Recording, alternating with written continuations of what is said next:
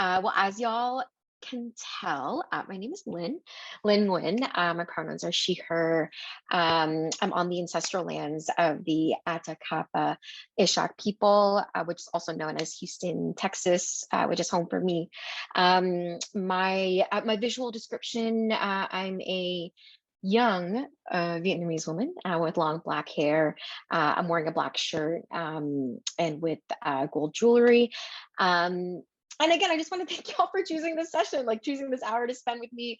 I'm just really excited because we're going to dig pretty deep into how we build political power, but specifically through cultural moments. And if y'all had a chance to read this session description, I'm going to focus a lot of this on work that I've had a chance to participate in and lead in, and specifically the work that we've done with the Asian diaspora and building power, specifically for young Asian Americans, which is kind of a relatively new thing. But we'll get into that. The first thing I really want to make this as like interactive as possible. So y'all just like drop in your questions at any time. I mean, this is a pretty brief presentation. And as y'all can figure, I mean, the last 20 minutes or so, I'd love to just open it up for us, like have a conversation around this. But in the meantime, if you're able to, I'd love to just, if everyone just drop in their name in the group chat, the city that you are zooming in from. And I'd also just love to know like your current favorite song that you currently have on repeat. Because honestly, I need to build a new playlist. I just want to know what y'all are listening to. So again, if you're able to drop in the chat your name, the city or the state that you're zooming in from, and then your current favorite song that you have on repeat.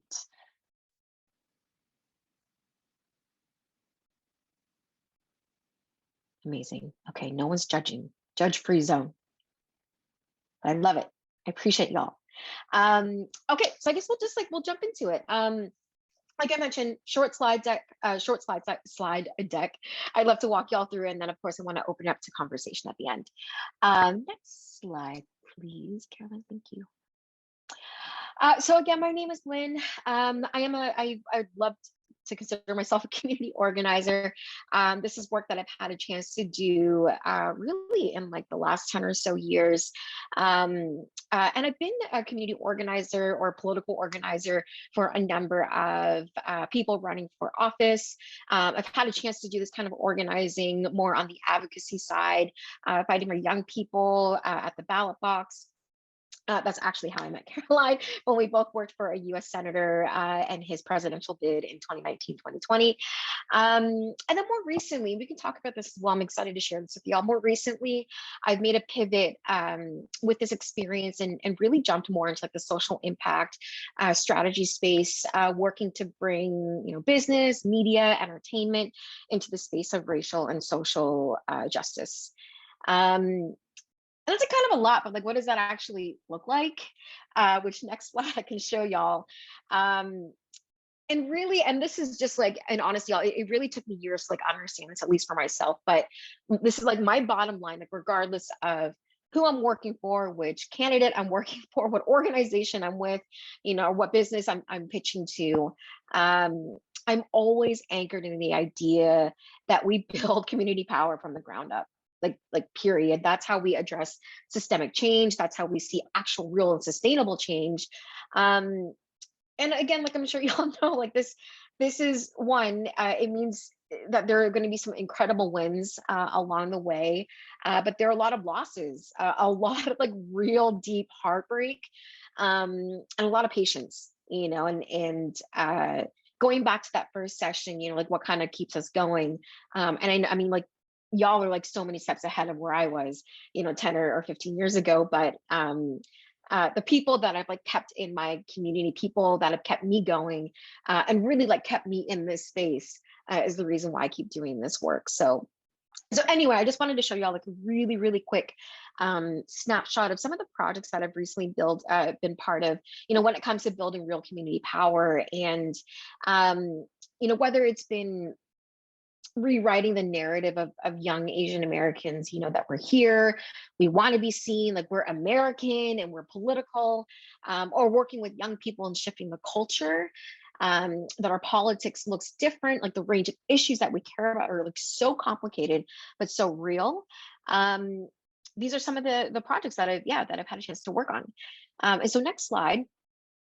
But before like really jumping into this, I just wanted to like take a moment to pause for a second and like actually understand, like this moment that we're actually in. And I'm sure like all of y'all have seen these headlines, and I pulled some, I like did a really quick Google search, so many headlines to pick from. And yet it's so interesting because we can see like two very different narratives that we're seeing in the media right now. And so one, on the left-hand side, we're hearing that like everyone is recognizing the political power of young people, right? And like specifically the power that young people have at the polls this year, that they're poised to have like incredibly high turnout, if with what we saw in 2018 and 2020 is going to repeat again.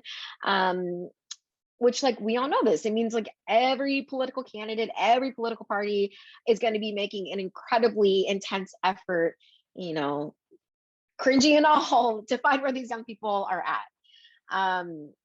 It's actually, I'm kind of curious to know, like, everyone here, has anyone been contacted by a political candidate or maybe by a political party? Maybe they've asked for a donation, maybe they want you to get involved, maybe they want you canvassing, phone banking has, constantly, same. Anyone else has been contacted by a candidate or a political party? I still don't know how like my number and my email gets on these lists, but yep, ask for donations, get involved, same. And so the organization that I'm with, RUN AAPI, it was so fascinating because we did this, right, nonprofits do sell them, you're absolutely right. We did this poll, this was like late in 2021, of young Asian Americans across the country, age 18 to 30, and 68% of that sample that we polled told us that they had never been contacted by a political party. Ever. 68%. And these are young Asian Americans, regardless of their party affiliation, regardless of whether or not they were registered to vote or not registered to vote. We just wanted to ask everyone. And again, 68% told us that they had never been contacted by a political party or political organization, which leads to like this narrative on the left and on the right hand side, that young people are like kind of tired of how things are, that like our most powerful public leaders, they're like 2 times, 3 times, 4 times our age, and are just like so extremely out of touch with reality, with like our reality. And that second headline right underneath, and specifically with young Asian Americans, and I strongly feel like a lot of young people of color feel this, but the feeling again that either we are misunderstood, either we still feel invisible, or made to feel like we don't belong, or like we're not like mainstream, especially in this year of 2022. And this question of like, can you name a famous Asian American? We also asked that in our polling of young Asians. And I think it was roughly like 42 or 41% could not name a person. And like right under that, I believe Andrew Yang was like rated very, very high. I think he was like 22% or so. So that kind of like tells us something like pretty significant in this moment. Next slide, please. And so I don't know if some of y'all have seen this poll and this study, and I just wanted to highlight this like really quickly because I think this is probably one of the studies that I keep referencing all throughout these months, and of course leading into November. I really don't think a lot of these sentiments have changed, but Harvard had done a poll, this is back in mid-March of earlier this year, a little over 2,000 people, ages 18 to 29. But these were the findings. So one, 42% of people believed that their vote does not make a difference. 56% of people agreed that yes, like politics today don't meet the challenges or nothing real tangible comes out of these results. 36% had said that. And again, it's just like that understanding that young people are increasingly losing trust in our voting system. And the other statistic that I wanted to quickly share with you all is that in this study, and again, if anyone has taken the time to read this, but there was like an overwhelming majority of Black, Latino, Asian, LGBTQ youth that felt under attack in America, and like felt that very often. Next slide. So my question to y'all, and to like the organizers, like do this work, you know, like, so like really, where does this leave us? What can we do? And like, how do we meet this moment?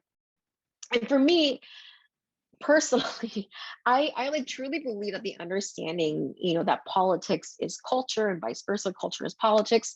I feel like sometimes it's often lost and missed during every election year, right? And especially for those who have worked for candidates, that's really been like the majority of my resume is working for political candidates. But I mean, our end goal is to win, right? We have like election day, and our goal is to simply win, and to do that by like whatever means possible.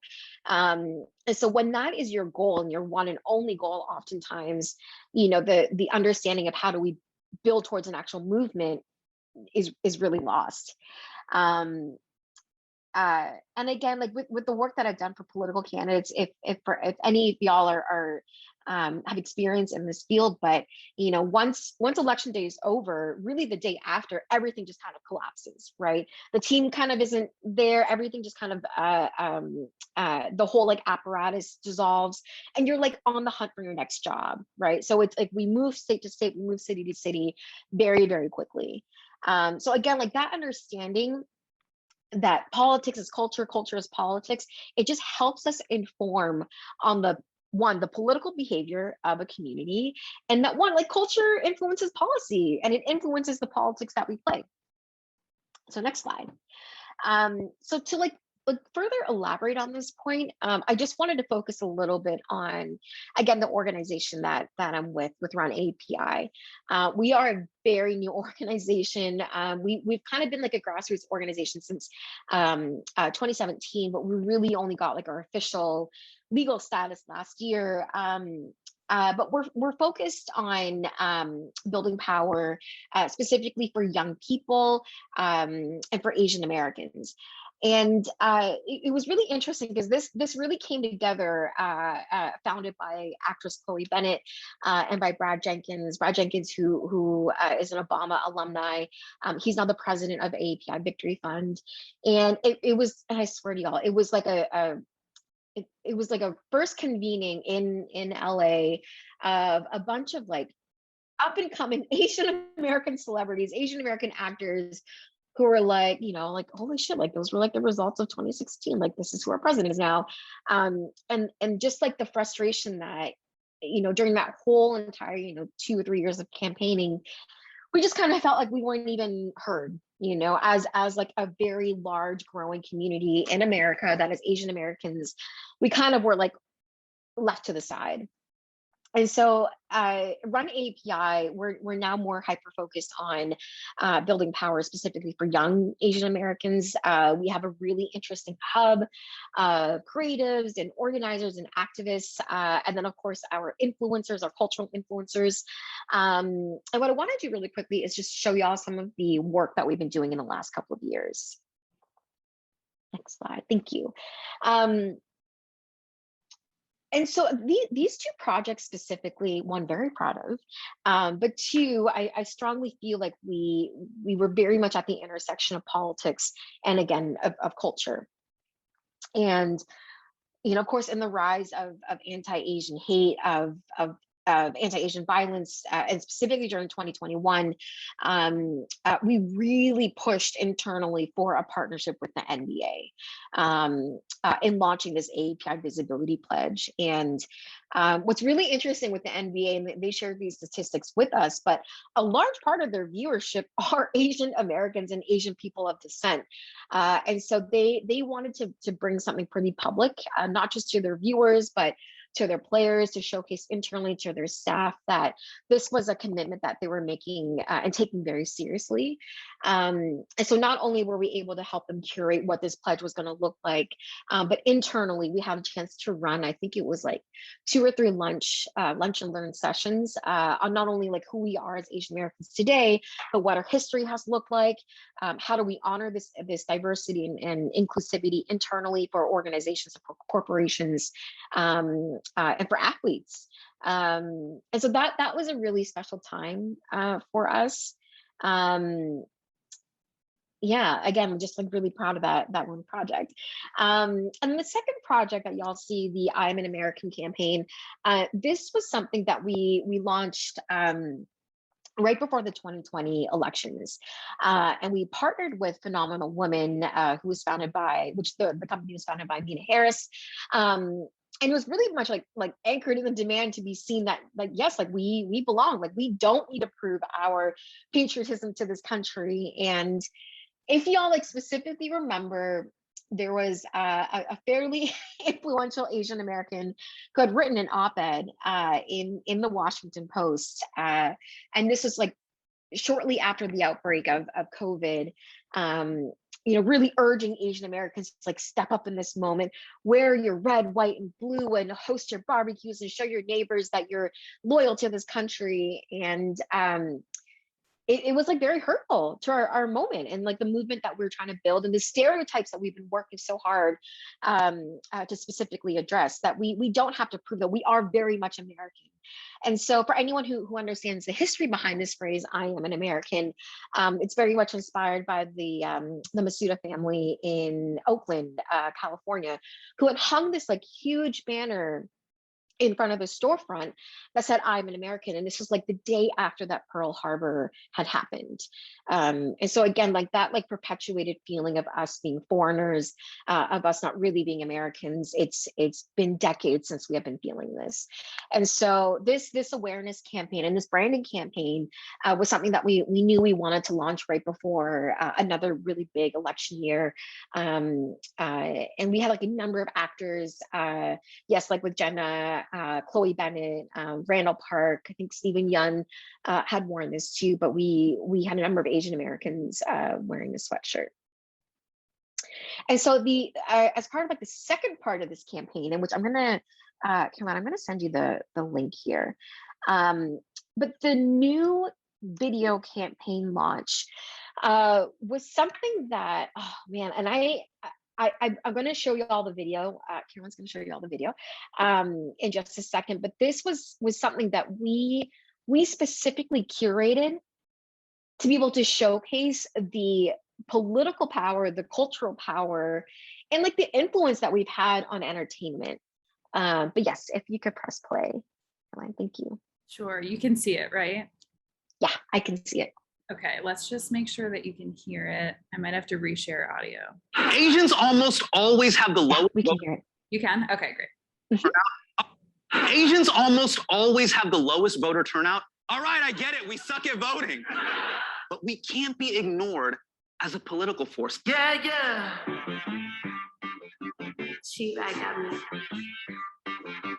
We come from many different places. We followed many different paths. But we are all here for the same reason. Because our people dreamed of more.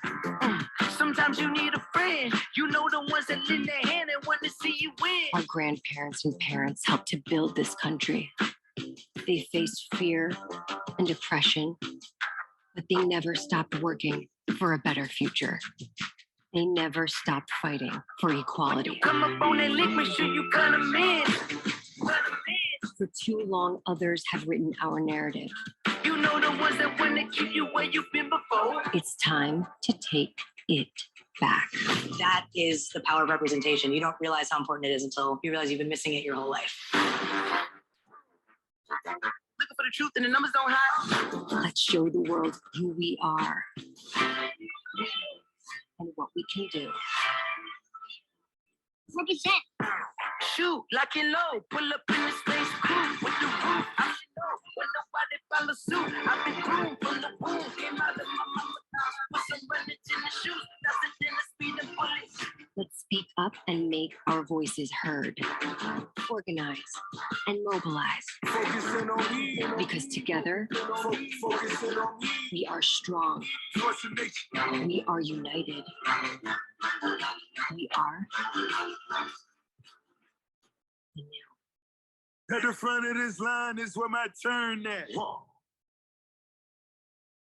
That's so good. I forgot how much I love that video. So the new campaign again was a video that we dropped. It was, I think this might have been like 3 months before the 2020 presidential election, and I think y'all can know, I mean, or can tell by the video in that it was very politically charged, but it wasn't like the spoon feeding of, like, we need to vote, we need to make sure our voices are heard, and which is all very important messaging.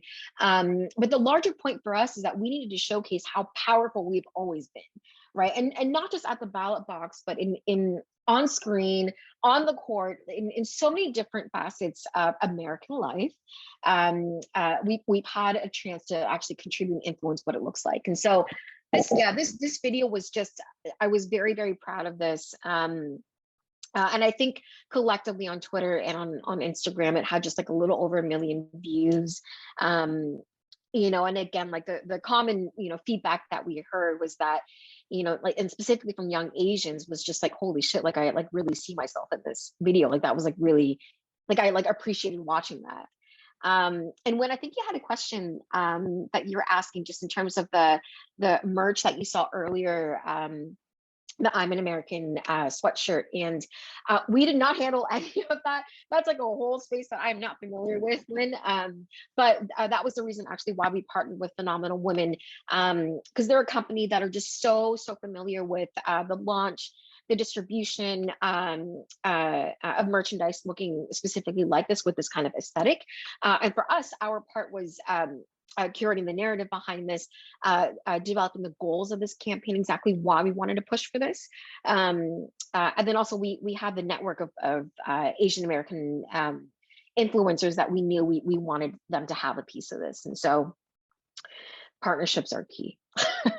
Partnerships are everything. Next slide, please.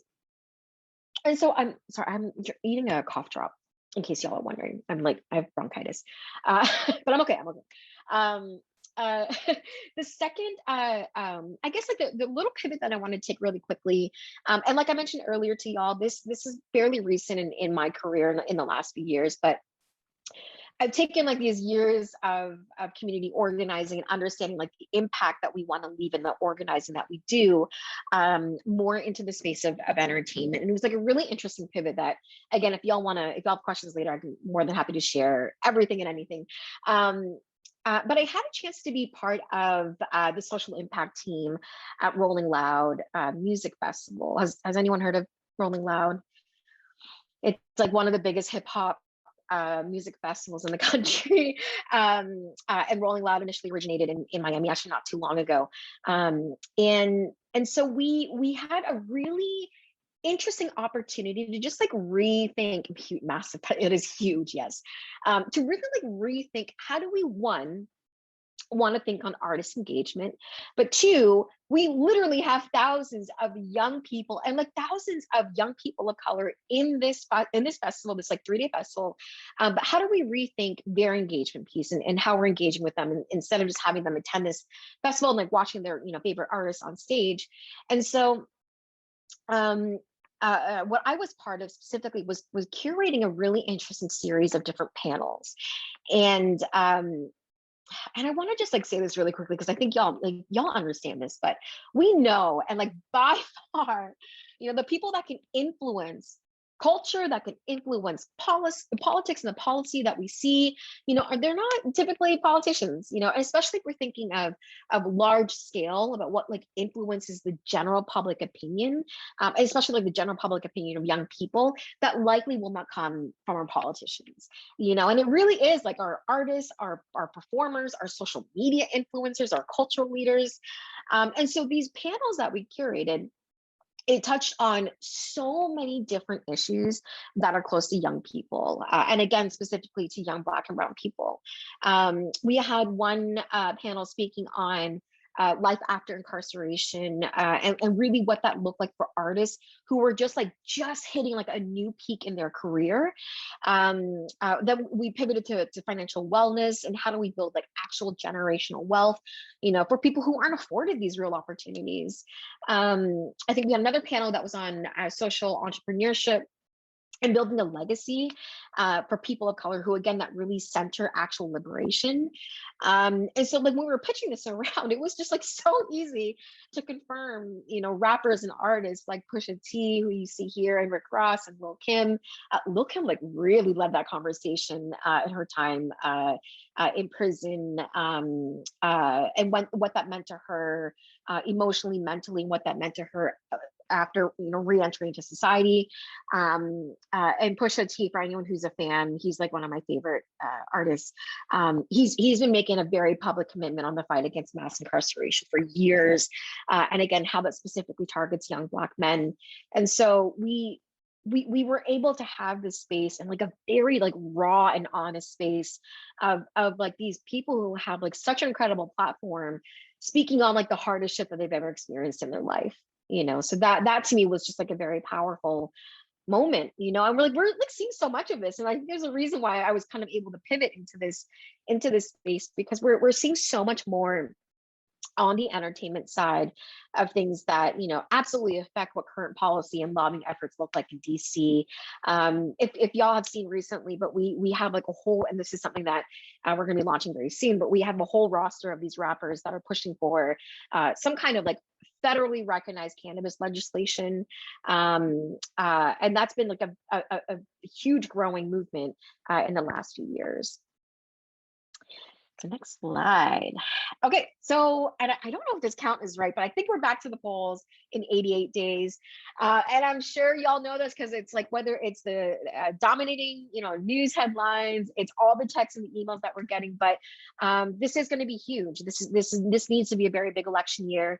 And for us, and specifically for us at RUN AAPI, it's simple. Like this is like literally our approach, that we can't BS anymore. We can't send that bullshit, and we just have to like recognize people as people and not people as votes. And it's like such like a simple understanding, but man, like I said, it just gets lost in that process.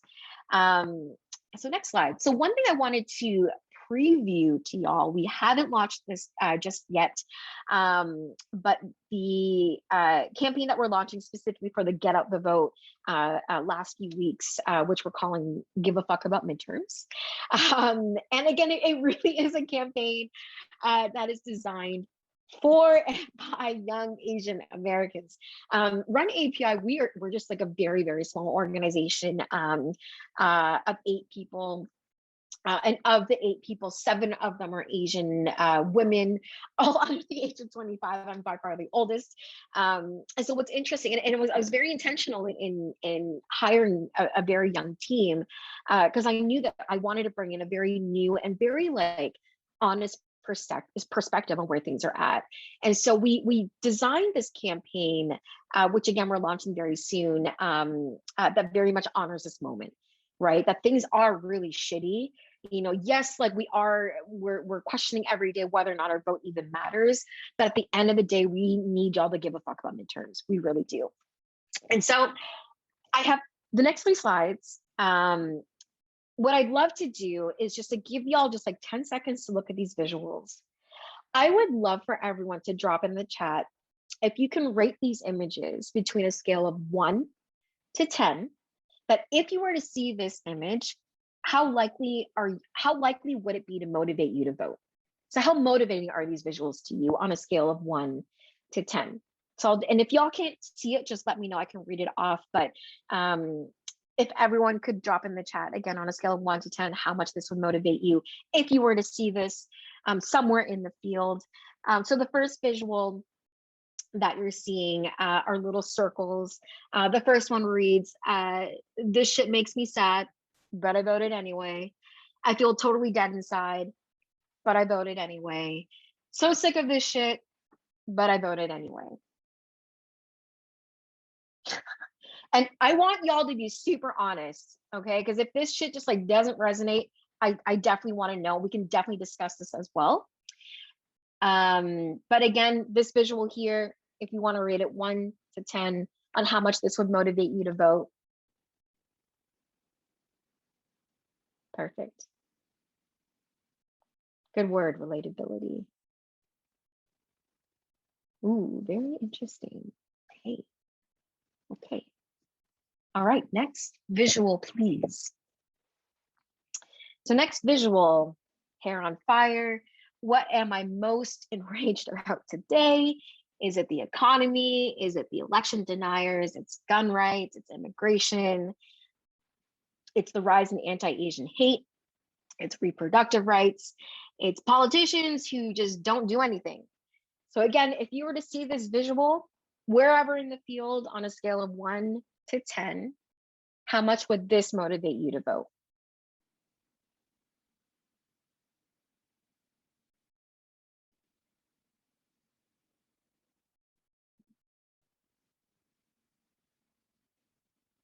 Eddie, I love your honesty. Okay, I do.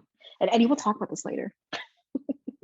So again, if y'all were just like to organically see this in the field, what am I most enraged about today? Would this motivate you? Would this resonate with you at all to get to do the thing and actually vote in November?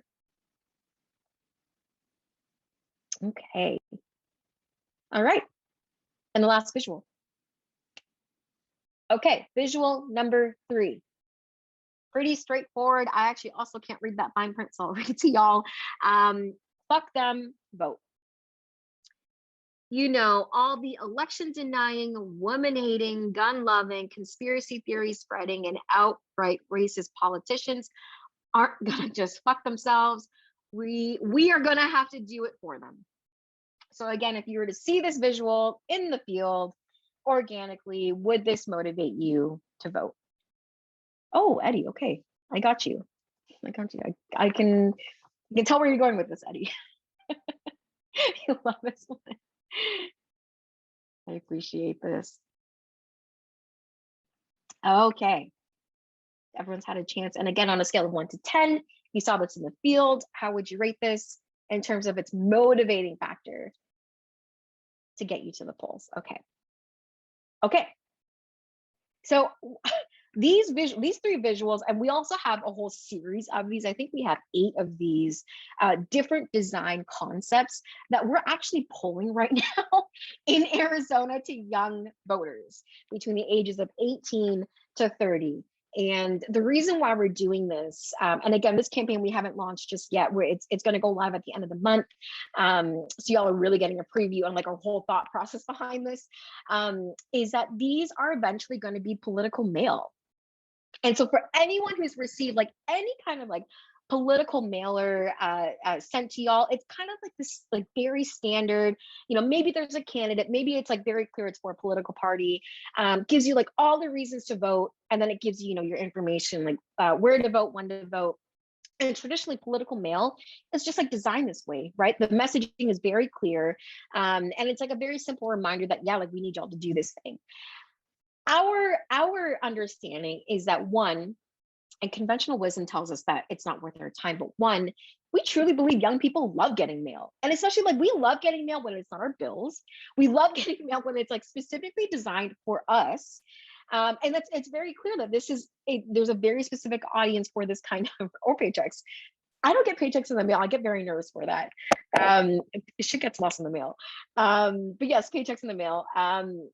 But again, so this campaign that we're developing very much goes against a lot of conventional wisdom that we've heard in the past. And again, if anyone's interested, we can definitely talk a little bit on this more when we open up to our conversation. But when I tell y'all, we hired an Asian or an Asian designer, not political, has never designed anything like this. And we brought him into this space and we said, we want to hire you, pay for your services, but we want you to take the work and the art that you've created and develop some political mail with us. And we took these concepts to, I think it was like 3 different mail firms, all based in DC. None of them wanted to work with us, not one. And it was such and like I was very honest in this process. I've never done this before. And yet we were told in 3 different ways, 3 different times, that one, they would rather use their own designer. and not one that we could bring in. And two, mail firms typically want to keep very, very close to strategy and to design concepts. And so to us, that was just like the biggest red flag. And we decided, okay, well, we'll just do this on our own. And that's what we're doing. Okay, and I guess next slide, yeah. But yeah, but that like really wraps it up. And like, this is like further to my point in this whole, like the whole presentation that I've been trying to get across is that, you know, this for us is one, not only protecting the culture, but we can't dump things down. We can't sugarcoat things. And we have to like recognize the realness of the situation that we're in, right? And whether that's like this frustration, this anger, this feeling of like helplessness, you know, recognizing that, yeah, like we are kind of losing faith in the systems that like we have to participate in, you know, but yeah, it's now part of the process, right? Now we know like the larger effort to fighting for change, yes, it is going to include voting, but voting is just a means. You know, and like that's like the whole point of, I think, a lot of reasons why these organizations exist, why these advocacy groups exist, is that our work has to go beyond November, and it always will go beyond November. But again, it's part of the process. So that's what I mean by protecting the culture. That's it. Next slide. Thank you. And yeah, I would, if anyone's like more interested in this kind of work, I definitely would love y'all to like shoot me an email. I think Caroline knows this, but I'm so bad with email. If y'all just like DM me on Instagram, I'm gonna respond there quicker, and be very honest with that. But yeah, but that's it.